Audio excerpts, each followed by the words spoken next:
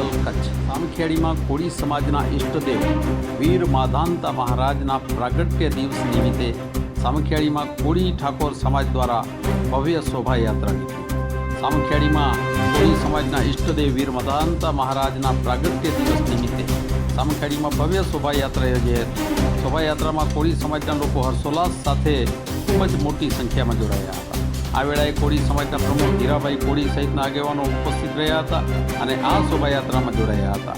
કોળી સમાજના પ્રમુખ હીરાભાઈ કોળીએ સમાજના યુવાનોને વ્યસનથી દૂર રહેવા માટે જણાવ્યું હતું અને સમાજમાં શિક્ષણના ક્ષેત્રમાં વધુમાં વધુ યુવાનો આગળ આવે અને મહિલાઓ પણ શિક્ષિત વધારે માત્રામાં બને એમ જણાવ્યું હતું।